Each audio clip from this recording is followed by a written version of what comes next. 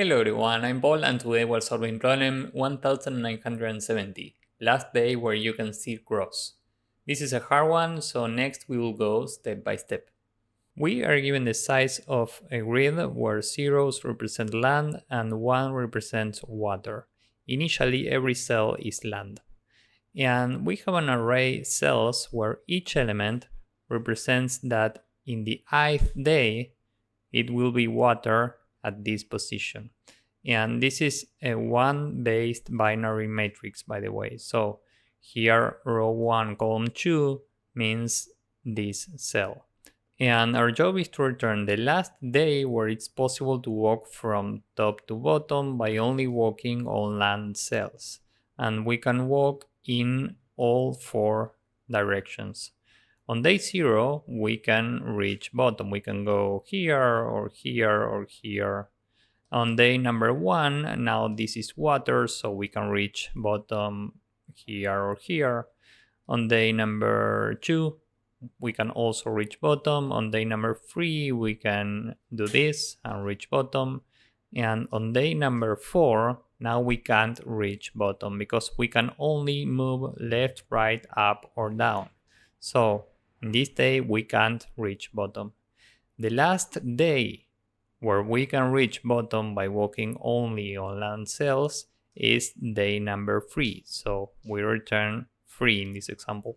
Now, maybe you're thinking about running a DFS or a BFS for each of these scenarios. So first, we are here. You could run a BFS, for example, taking this as the source and check if you can reach this last row, and given that you can, next you can add this water and run another DFS or BFS and see if you can reach this last row and so on. The thing is that if we do this for every possible scenario, this is not optimal. Down here we have the constraints and we know that both rows and columns can be up to 2 times 10 to the power of 4. And the length of cells can be row times columns. So if we take the length of cells times the required time for every BFS or DFS, meaning 10 to the power of 4 to the power of 2, that's a lot. That's very inefficient. We need to think about something else. So the main question here is how can we reduce time complexity? Because we know that we can use either DFS or BFS to reach this bottom row. The question is, how can we do this efficiently?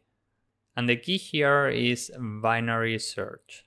We are running a binary search on every index in cells. So we are going from index 0 to the last index in cells. The minimum index that we can pick is 0 and the maximum index is 8. The midpoint here is 4, so this will be our target. This means that we are picking the first 4 elements. So we basically are at this scenario and we will have a function which we'll call solve to check if we can reach the bottom row in this scenario or if we can't. This will return true or false. So in this scenario, we can't reach this bottom row, so this returns false. And given that we are trying to return the last day where it's possible to go from top to bottom, we need to reduce the upper bound. So we move high to mid -1. Now low is 0, high is 3, and the midpoint is 2 because we are always rounding up this number. Because these are indices, but this is the amount of elements that we are taking. Given that this is 2, we are taking the first 2 elements. And here we basically have this scenario, and here we can reach bottom, so this is a successful case. So this could be the result, but we want to explore what if we pick more days, because we are trying to return the last day where we can reach bottom. So we move low to wherever we have mid. Now low is 2, high is 3, and the midpoint, given that we are rounding up this, is 3. So this is the new target. we are exploring what if we take the first three elements, meaning we are at this scenario. Here we can reach bottom, so this is a valid scenario. Now we move low to whatever we have made.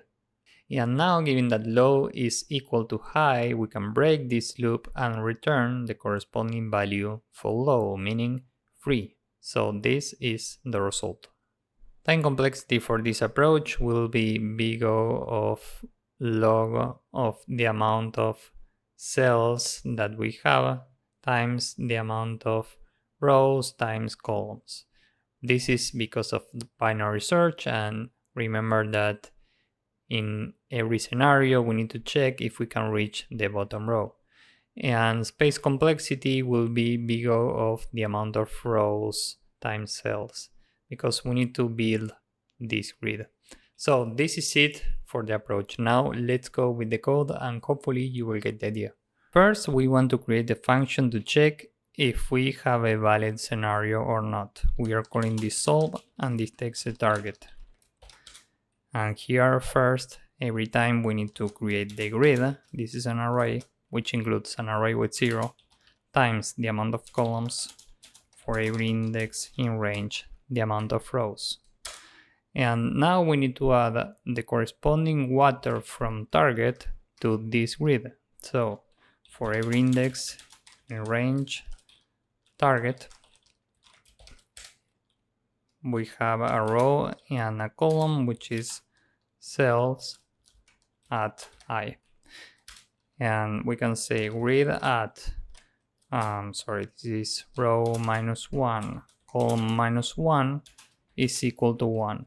Remember that this is a 1-based matrix, so we need to subtract 1 from rows and columns.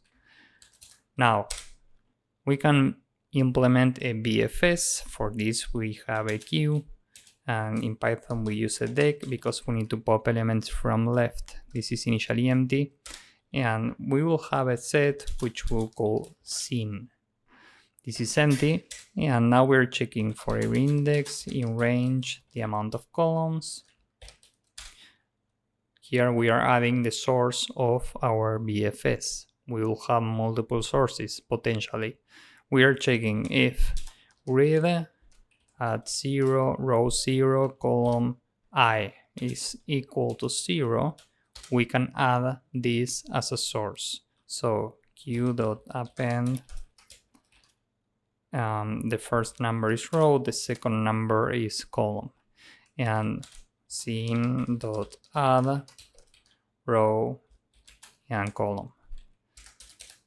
So now we can say while q row column is equal to q.popLeft, and our base case is if we are standing at the last row, meaning if r is equal to row -1, we just return true. Here we have a successful case.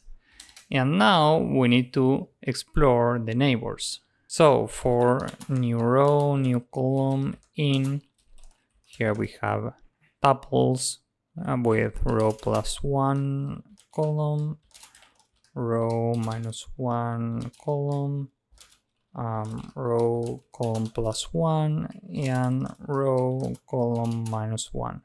So we are exploring every possible neighbor, and we are checking if we are out of bounds, meaning if the new row is smaller than 0, or new row is greater or equal to row, or new column is smaller than 0, or new column is greater or equal to the amount of columns, or if we have already seen this combination of new row and new column. So if we have this in scene, we can just continue. Else, if we are here, we are checking if grid at new row, new column is equal to 0, meaning we have land. Here we can add to our queue a tuple with new row, new column, and we need to add to scene the same, new row, new column. If we reach the end of this function, at this point we can return false, because This means that we never reach our base case where we find the last row. So if we reach this point, we just return false. So now we are ready to implement our binary search. Low is initially 0, high is the length of cells -1, and while low is more than high, every time the midpoint is low plus high minus low divided by 2, and we need to round up this. So here we just add 1, and we are checking if solve mid, this is the target. If this is true, we want to update low to whatever we have mid, else we update high to whatever we have mid -1. So this will go on, and we will store the maximum possible value in low. So finally, we want to return low. This is the entire code. Now let's submit this. As you can see, this works and it's efficient. So if you found this useful, please drop a like, subscribe, and see you in the next one. Bye bye.